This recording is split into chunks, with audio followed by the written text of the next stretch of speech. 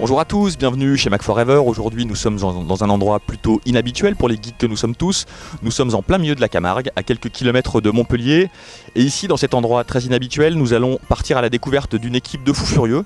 4 personnes qui ont déployé sur iOS un concept parfaitement original autour du vin, qui s'appelle Wine LR, qui vise à faire découvrir les vins du Languedoc-Roussillon, région un peu méconnue en la matière, sous forme de vidéos très précises, très ponctuelles et assez ludiques. Et vous allez voir, et l'application et l'équipe qui en est l'auteur sont tous les deux à découvrir ce qu'on va s'employer à faire pas plus tard que maintenant.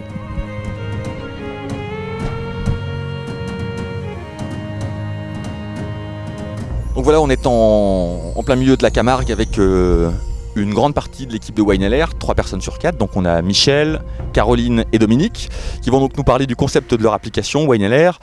Bonjour Michel, qu'est-ce que c'est Wine LR ? Alors Wine LR est une application qui est dédiée aux vins et aux vignerons du Languedoc-Roussillon, uniquement aux vignerons et aux vins du Languedoc-Roussillon. D'accord, et quelle particularité est là par rapport aux autres applications qui parleraient de vin ?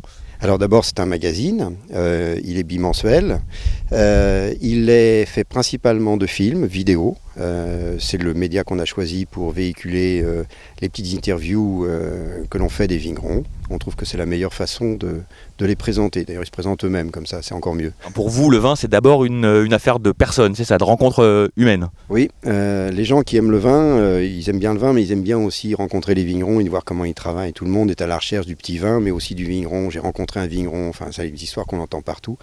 Et donc, nous, on va chez les vignerons et on permet justement aux gens qui regardent l'application de rentrer chez les vignerons et de découvrir des personnages. D'accord. Et forcément des personnages du Languedoc-Roussillon. Oui, uniquement du Languedoc-Roussillon. C'est un concept que vous allez étendre, généraliser ? Oui, bien sûr. On va probablement faire un jour sur la Corse et d'autres régions de France et même du monde. L'Italie aussi est intéressée. Le lac de Garde nous a déjà approchés. Très bien. Et alors le concept aussi, je crois que c'est beaucoup centré autour de la question du passeur. Donc le passeur, c'est Dominique, qui est meilleur sommelier de France, meilleur ouvrier de France, qui est bardé de diplômes. D'ailleurs, ça se voit, il a toutes sortes de médailles qui sont au revers de sa veste, que de pis. Tu peux nous expliquer comment tu as rencontré l'équipe de Wine LR et comment tu es venu à t'associer à ce projet ? En fait, on s'est rencontrés par l'intermédiaire d'un ami photographe qui travaillait en collaboration donc, avec Michel et Caroline. Et donc, comme on avait la même passion du vin et surtout de l'humain, c'est-à-dire de la façon d'approcher les gens, puisqu'on ne veut pas, on va dire, de personnes qui vont nous dire « je suis le plus beau, le plus fort ». Notre vision est plutôt d'avoir une approche plutôt sympathique et conviviale du vin et plutôt une approche simpliste et arrêter de sacraliser le vin en disant que c'est qu'un produit élitiste et au contraire essayer de le ramener vers ce qu'on en fait normalement, c'est-à-dire un produit de consommation et de convivialité. Alors nous sommes ici pour parler d'un problème lié souvent à l'oxygène. Ça vous arrive souvent d'ouvrir une bouteille de vin, d'avoir une odeur qui n'est pas toujours agréable. En l'occurrence, on ouvre cette bouteille de vin. Elle a été donc fermée dans un milieu clos pendant pas mal de temps et du coup le nez va être un petit peu réduit.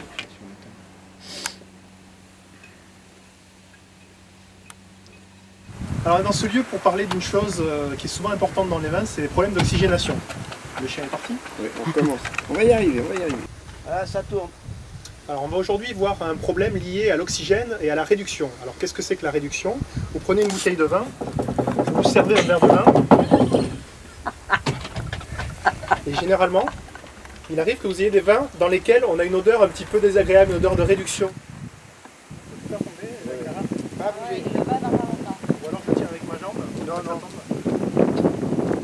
Bah approche la table, approche la table de sa jambe. Ça va pas, c'est beaucoup trop. Il a l'air fatigué là. Allez, roule ma poule. Alors nous sommes ici pour parler d'un problème lié souvent à l'oxygène. Ça vous arrive souvent d'ouvrir une bouteille de vin, d'avoir une odeur qui n'est pas toujours agréable. En l'occurrence, on ouvre cette bouteille de vin. Elle a été donc fermée dans un milieu clos pendant pas mal de temps. Et du coup, le nez va être un petit peu réduit. Donc l'idée, c'est de prendre une carafe et d'oxygéner très rapidement le vin. Le but de l'oxygène donc, va être de chasser donc, la réduction et de passer d'un milieu réducteur en un milieu oxydatif. Et ça va du coup modifier complètement le comportement du vin. Ben, s'il n'est pas agréable, on ne le boit pas.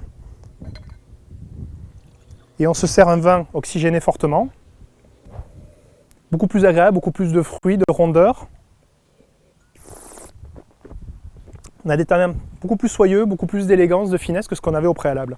Vous avez vu, il y a un petit peu de mousse, ça c'est normal, c'est le fait d'avoir versé énergiquement le vin dans la carafe a fait qu'on a fait ressortir le gaz carbonique. Donc ça c'est pas gênant. Au bout de quelques secondes, les bulles vont partir, donc il n'y aura plus de soucis.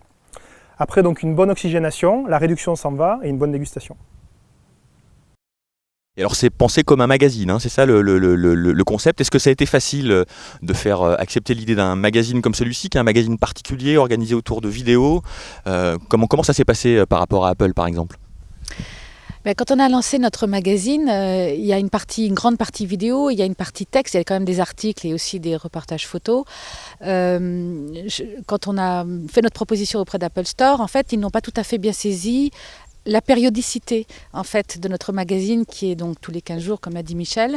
Ce qui les a peut-être un peu, on va dire, déboussolés ou désemparés, c'est que notre couverture est une couverture vidéo, c'est-à-dire que c'est pas une image fixe avec un sommaire, mais c'est un sommaire déroulant avec une petite scène qui se passe, dont on retrouve souvent les tenants et les aboutissants dans un des sujets. Et donc ils ont pas compris que c'était pas forcément comme un vrai magazine tel qu'on le conçoit aujourd'hui, avec une première de couve, etc. quoi.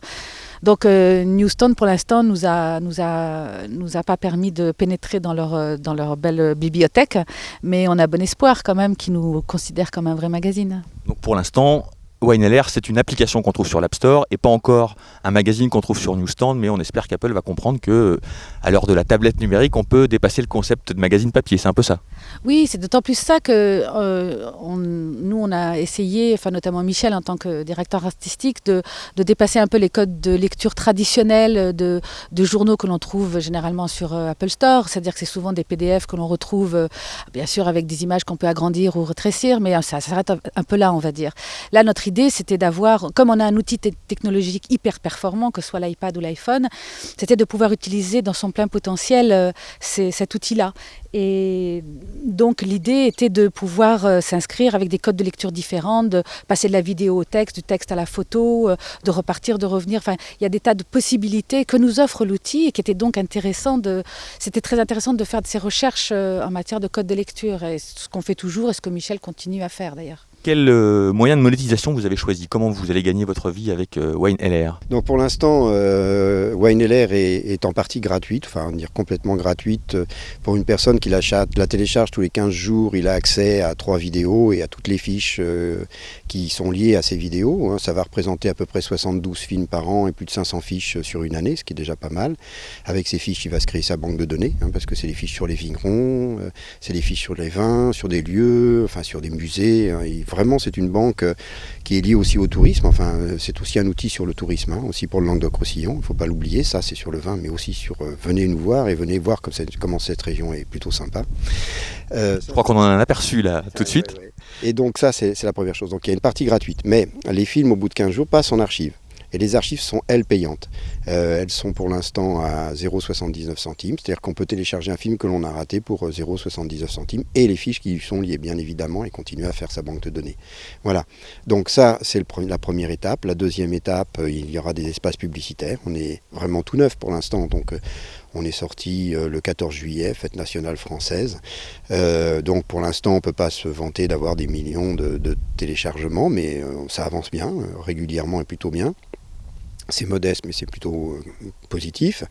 Donc à terme, on va intéresser des annonceurs. Donc on va offrir des espaces, mais des espaces qui seront bien ciblés, qui vont faire qu'ils vont non pas venir s'imposer ou surgir comme ça à l'improviste, mais plutôt bien se marier avec nos articles, enfin nos fiches, parce que ça, on les appelle comme ça, les fiches qui sont liées au film. Voilà.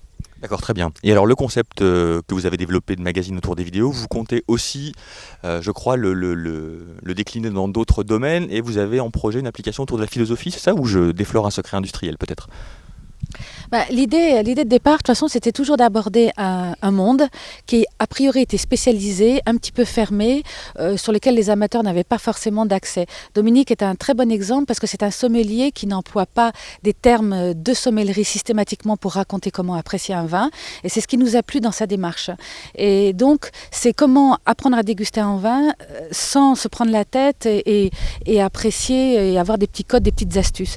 Et on est parti de ce même postulat-là pour la philosophie. La philosophie, c'est quelque chose qui passionne beaucoup de gens, mais elle fait très peur. C'est un domaine qui paraît très rébarbatif, surtout quand on ouvre un livre de philosophie, c'est parfois plus difficile que quand on a accès par quelqu'un qui a une parole vivante et une parole habitée par la philosophie. Et donc, nous sommes partis aussi à la rencontre d'un personnage, un professeur de philosophie, un écrivain aussi de philosophie, mais qui est véritablement habité par la philosophie. C'est-à-dire que quand il nous la révèle, à travers une anecdote, une actualité, il a un décryptage de l'information ou de l'actualité à travers la pensée d'un philosophe. Ce sont des petits films courts aussi, avec un questionnement philosophique et une réponse d'un philosophe à ce propos. Et quand on regarde ça, que l'on ait 17 ans, 18 ans, que l'on passe son bac ou qu'on ait 55 ans derrière ses fourneaux le soir, eh bien, on comprend tout. Diogène dit, mais toi, t'es philosophe à ce qu'on dit? Il dit, ah oui, dit Platon, je suis philosophe. Et Diogène de répondre, lui il est philosophe là, lui il est philosophe. Qui est-ce qui dérange? Mine de rien, c'est assez intéressant ça. Qui est-ce qui dérange? La philosophie, c'est ce que font les gens dérangés. C'est ce que tout le monde croit. On dit, le philosophe, il est fou, il est dans la lune et tout ça. Non, la philosophie, c'est pas ce que font les gens dérangés. La philosophie, c'est ce que font les gens dérangeants. Qu'est-ce que c'est quelqu'un qui est dérangeant? C'est quelqu'un qui vous fait sortir du rang. Et quand vous sortez du rang, vous sortez de la masse, anonyme, je ne veux voir qu'une tête dans le rang. Le pas de côté que vous permet la philosophie, l'écart que vous autorise la philosophie, est le moyen par quoi, sortant du groupe, sortant de l'anonymat, vous êtes en mesure alors, dérangé que vous êtes, de marcher à votre propre rythme, de construire vos propres valeurs et de sortir de la loi du troupeau pour être à vous-même votre propre guide. C'est ça en définitive, tout l'enseignement de la philosophie de Diogène. Donc en fait, l'idée c'est de rendre accessible au plus grand nombre, de manière assez ludique et simple, des concepts éventuellement compliqués. Vous êtes finalement assez proche de la démarche d'Onfray dans l'université populaire, j'imagine. Donc là, vous faites une université populaire numérique ? On va dire ça, si ce n'est que c'est peut-être, on a notre personnage, notre philosophe forain, on va dire, bouscule un petit peu plus les idées que Michel Onfray. Voilà, et enfin, vous le verrez, ce sera, je pense, une belle surprise. Merci à tous, on espère qu'on vous a donné envie de découvrir à la fois ce beau concept et cette application très très réussie. Et on vous dit à bientôt sur Mac4Ever, bien sûr. Ciao!